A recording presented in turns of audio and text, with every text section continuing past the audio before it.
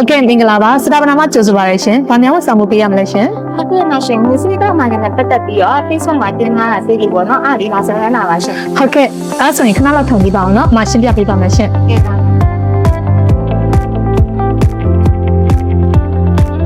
ဒီလေးတော့ဆောင်ပါအောင်ရှင် ဟုတ်ကဲ့ပါမရှင် ။ဟုတ်ကဲ့ပါညီမလေးမရစတာပနာမပေါ့နော်။မစုအသက်အမကန်ဒါမှမဟုတ်သုံးဆတိုးကောက်ွယ်လို့ခေါ်တဲ့အသက်အမကန်ကိုဆောင်မှုလေးတွေပေါ့နော်။မရစတာပနာမရရှိနေပါပြီညီမလေး ဟုတ်ကဲ့ပါမရှင်ညီမကိုမျိုးစိတမခင်နဲ့ပတ်သက်ပြီးတော့အသေးစိတ်လေးရှင်းပြပေးပါအောင်နော်မ ။ဟုတ်ကဲ့အမရှင်းပြပေးပါမယ်နော်ညီမက။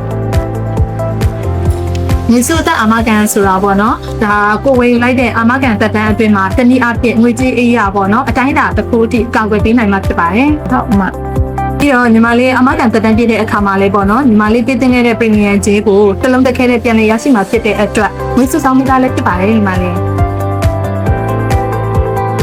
ဟုတ်ကဲ့မအမဆောင်ထားမှုရေပေါ့နော်သုံးစားပြီးတော့ရဆိုတာရောဘာကိုပြောချင်တာလဲမသိဘူး ဟုတ်ကဲ့ပါညီမလေးအမကန်ထားငွေတုံးကပေးရတယ်ဆိုတာကပေါ့နော်ငွေစုသက်အမကန်ရဲ့အကျိုးခံစားမှုတွေကတစ်ခုတည်းပေါ့ပဲညီမလေးရဲ့အသက်အာမကန်ဆိုတာပေါ့နော်ညီမလေးရဲ့အာမကန်ဝယ်ယူထားတဲ့သူကဒါအသက်ကိုကံမကောင်းဆောင်နေပေါ့နော်အသက်ဆုံးရှုံးသွားခဲ့မယ်ဆိုရင်ရရှိမယ့်အကျိုးခံစား권ဖြစ်တာပေါ့နော်ပြီးတော့နောက်တစ်ခုကကြတော့မတို့ရှိမှာအာမကန်အကျိုးခံစား권ကဒါအများကြီးရှိတယ်ပေါ့အဲ့ဒီထဲမှာမှဒီတည်ဆုံးတဲ့သူကရိုးရိုးပေါ့နော်တာမန်တည်ဆုံးတာလားဒါမှမဟုတ်ဘဲနဲ့မတော်ဆမှုကြောင့်တည်ဆုံးတာလားပေါ့နော်တကယ်လို့ဆော့ဆော့ညီမလေးပြောခဲ့တဲ့သုံးစပေးရတယ်ဆိုတာကမတော်တဆမှုကြောင့်ရရှိမယ့်အကျိုးခံစား권တွေကတစ်ခုတည်းဖြစ်ပါတယ်ညီမလေးအသက်အမကန်ဖြစ်တဲ့အတွက်ပေါ့နော်အသက်သေဆုံးတာတခုတည်းရောကြည့်ပြတာမဟုတ်ခဲထာဝရမတန်ဆွမ်းဖြစ်ခဲ့ရင်လည်းထာဝရမတန်ဆွမ်းရဲ့အကျိုးခံစား권ကိုရရှိမှာဖြစ်ပါတယ်ညီမလေး ဟုတ်ကဲ့မအကယ်၍ပေါ့နော်ညီမအမခံထားနေတဲ့တက်တန်းပြင်မှာညီမကအသက်သိဆုံးတာဒါမှမဟုတ်လို့ရှိရင်မတန်ဆွမ်းဖြစ်တာမျိုးမရှိခဲ့ဘူးဆိုရင်ရောညီမပေးထားခဲ့တဲ့ premium ကြီးကဆုံးရှုံးသွားမှာလားမ မဟုတ်ပါဘူးညီမလေးရဲ့တကယ်လို့ပေါ့နော်ညီမလေးအမကန်ထားနေတဲ့အတော်တင်မှာဆွတ်ဆွတ်ပြောသလိုပေါ့ထာဝရမတန်ဆွမ်းတာကြီးဖြစ်ခဲ့မယ်ဒါပြီးတော့နောက်တစ်ခုကအသက်သေဆုံးတာလည်းမရှိခဲ့ဘူးပေါ့နော်အဲ့နှစ်ခုစလုံးမရှိခဲ့ဘူးဆိုရင်ညီမလေးပြည့်တင်ခဲ့တဲ့ premium ကြီးပေါ့နော်အဲ့ဒီဥစ္စာကိုဒါတက်တန်းပြည့်သွားတဲ့အခါမှာနှစ်စစ်အကျိုးခံစား권လို့ခေါ်တယ်အမကန်ထားမှုရဲ့ပမာဏကိုတလုံးတစ်ခဲနဲ့ပြန်လည်ရရှိမှာဖြစ်ပါတယ်ညီမလေး အော်မအဲ့ဒါဆိုရင်အမခံထားသူတွေတော်တော်အဆင်ပြေရပါတော့နောက်တစ်ခုလောက်မေးရှင်လို့ပါမအကယ်၍ပေါ့နော်ညီမက premium ကြီးကိုတနည်းစာပဲတွင်းပြီးတော့နောက်နှစ်တည်းဆက်မတွင်းပြရင်တော့ညီမတွင်းထားတဲ့ premium ကြီးကဆုံးရှုံးပါလားမ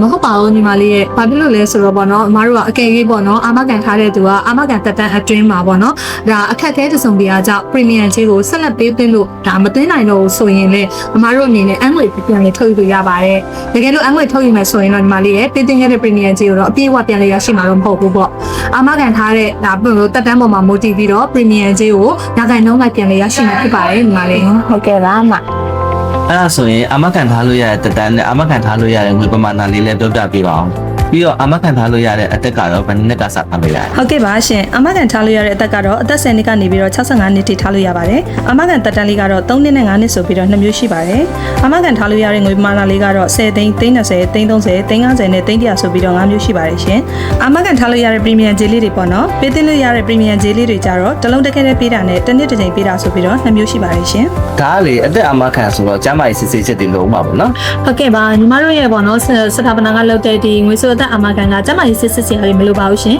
customer တွေအလဲတကူဝယ်လို့ရနိုင်တဲ့အမကန်တွေကတကူပါပဲရှင်အမကန်ဝယ်ယူမယ်ဆိုရင်အမကန်ထားတဲ့သူရဲ့အကျိုးခံစားမှုရှိသူရဲ့မှတ်ပုံတင်နဲ့ invoice စရာပဲလိုပါတယ်ရှင်အမတို့စတာပနာမှာပေါ့နော်ဒါလွှဲချက်တွေတင်ရှိတာကြောင့်ဝယ်ယူဖို့အတွက်အရင်ကလည်းကိုတဲ့အမကန်မျိုးစားဖြစ်ပါတယ်ရှင်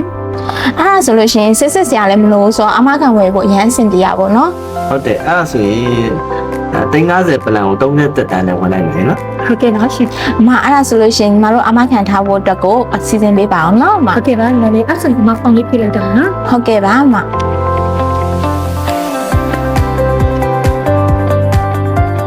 ပနာမှာငွေစုအလားမှာကချာဖို့တည်င်းကောင်းပါရင်ဖိတ်ခေါ်ပါတယ်ခင်ဗျာ